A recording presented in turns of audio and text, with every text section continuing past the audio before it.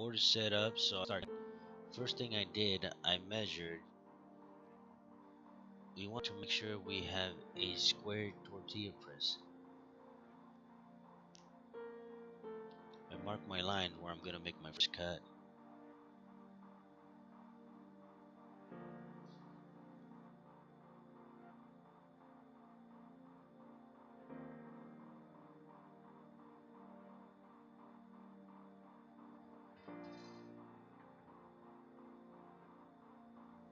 I first verified where I'm gonna make the cut. One thing I noticed was that I wanted to use a stop block because I'm gonna be making multiple cuts. I decided to go ahead and just make the cut and then turn it around and add the stop block on the other side.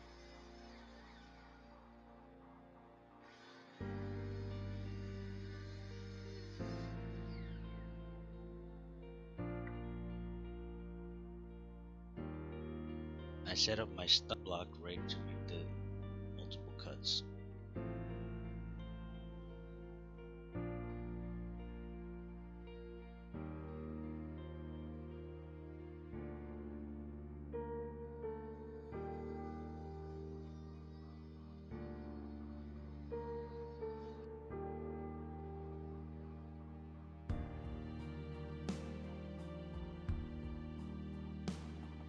As you can see with the stop block, I can make multiple cuts quick.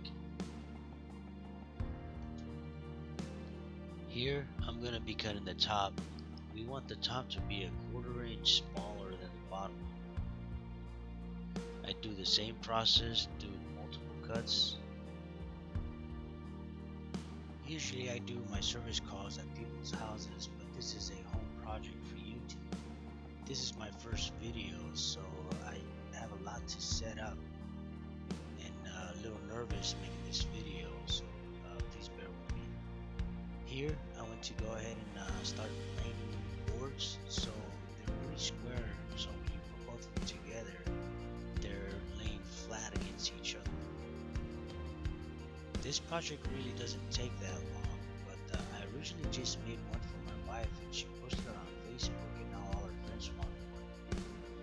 So here I took my pencil and I wrote on both sides of the boards, so when I pass it to the planer I can see if there's any pencil marks. Then I actually need to pass it one more time until there are no more pencil marks, and now I know that it is actually pretty flat.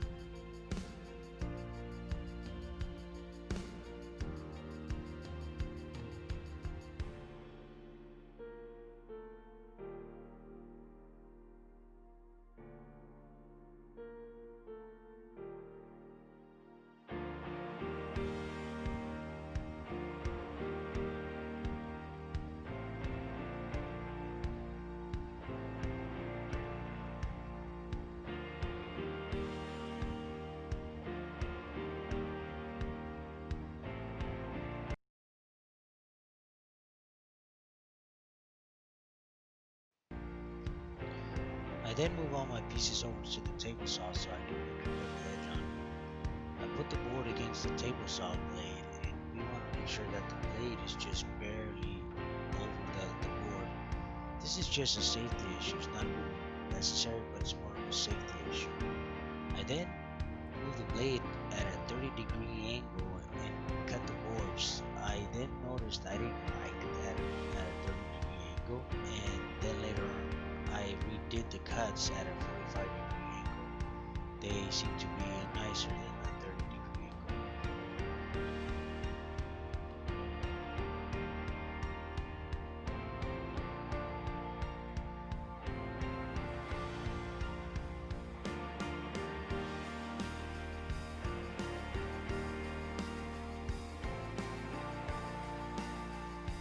I wanted to trim about 1/2 inch off the side at a vertical edge at 45.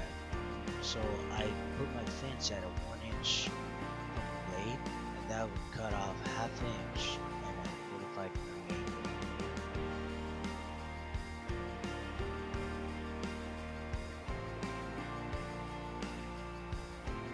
I started cutting and I noticed it was kind of slow.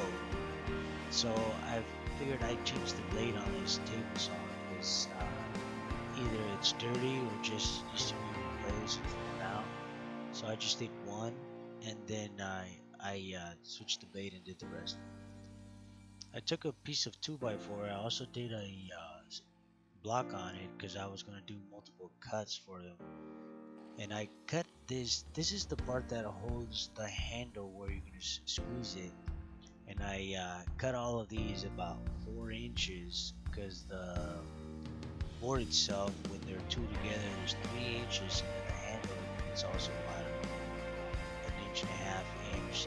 So I ended up cutting that at 4 inches. This is the part where I cut out some boards at a 45-degree angle.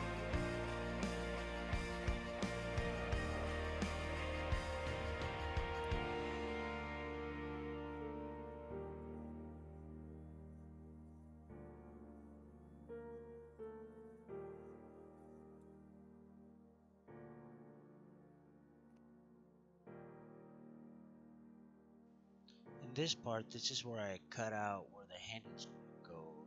I measured the handle how big I wanted it, and then I measured halfway in the board, and then I took the measurements and made the cuts. I did also a stop block, so I didn't go past the measurements. I first marked the board how high I wanted to go, and I made sure that the blade was actually about the same height as where the line was, so I didn't go past over. I did multiple passes. After I made the multiple passes, I went back and checked, and I tried to make the cuts as thin as possible so I could just put the board halfway and just slide it back and forth and flip it around, do the same thing back and forth, and all we have to do is just clean it with a file.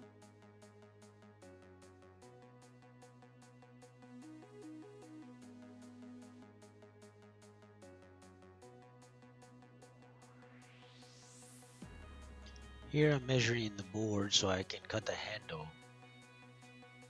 I do the same thing here. I raise the blade so it just barely goes over the board. And I'm going to cut this board at 1.5 inch, so it's pretty much a square piece.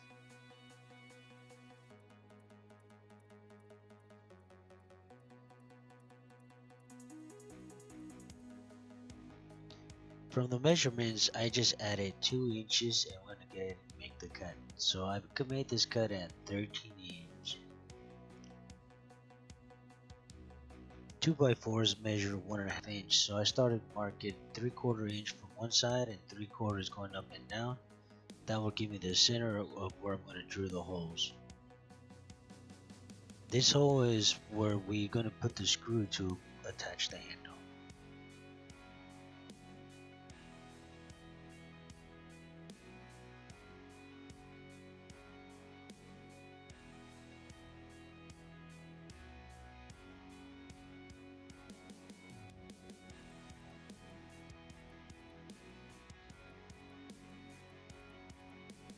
I make sure I measure both sides and mark where the hole is going to be so it's pretty much dead center.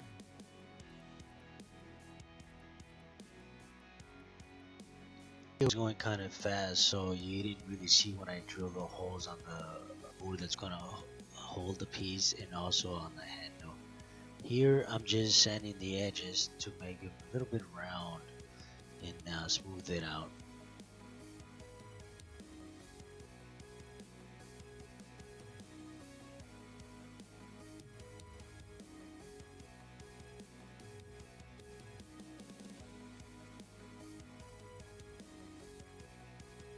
With the band sander, I sand down all 4 corners as much as I could because we want to try to make this a round handle.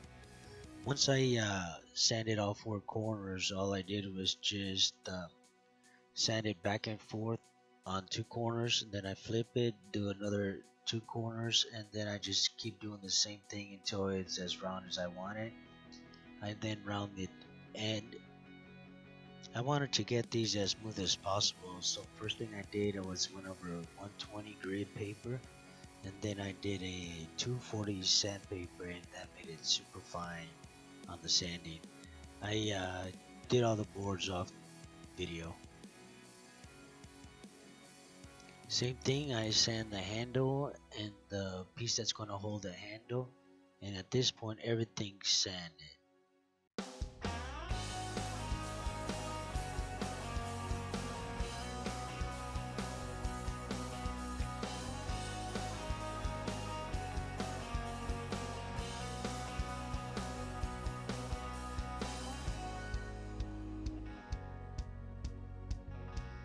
Here I'm marking 3/4 inches up from the bottom on the handle, and then I the hold halfway. That way it allows the screw in and it sits inside. If you want to add an oil finish and wax finish, you do it before adding the hinges and assembling this. I put tape down and then I mark on the actual tape where the hinges are going to go. That way there's no pencil marks on the board.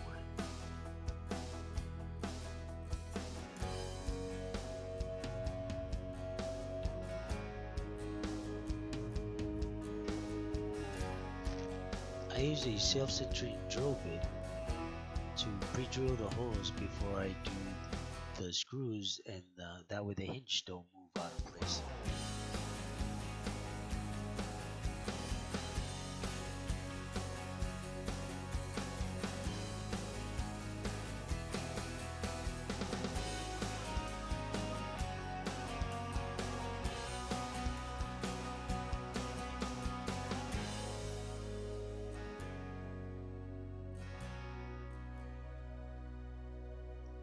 You can see me going back and forth with the self-centering drill bit and then adding the screws.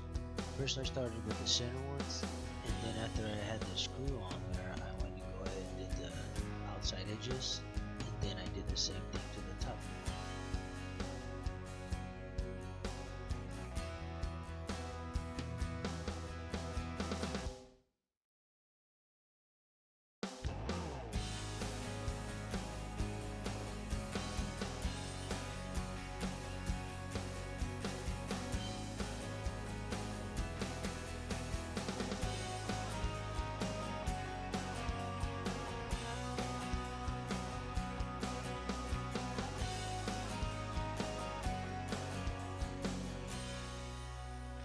Here I'm measuring the center of the board and I'm marking it. And also do the same thing to the holder of the handle. Do the same thing, mark the center. That way I can align both of them and add my screws.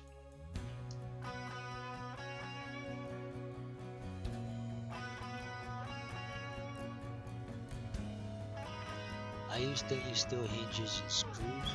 That way they don't rust. And I also use screws that won't rust to hold the handle.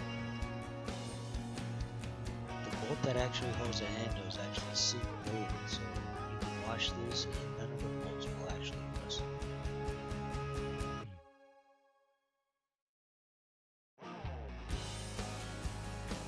I lightly tapped the bolt into its place. I didn't want to use a hammer, it's too heavy, so I used a small piece of wood that hit it so the bolt barely goes in there, and then I just take the screws off. Here I'm adding cutting board oil to all the boards. I didn't do all of them, I just did a couple because it depends on what the customer wanted. Some of them wanted oil, some of them wanted paint, some of them wanted beeswax, and some of them actually wanted personalized. And here you go, these are the finished pieces. The first is all plain with 220 grit paper. The second one has oil and beeswax. And the third one is actually personalized with laser engraver. They go for 5 in a local swap meet, just plain. Thanks for watching. This is actually my first video. Please hit subscribe. I'll be posting 5-minute videos on DIYs from daily service calls. Again, 5-minute videos on how to do repairs on your own.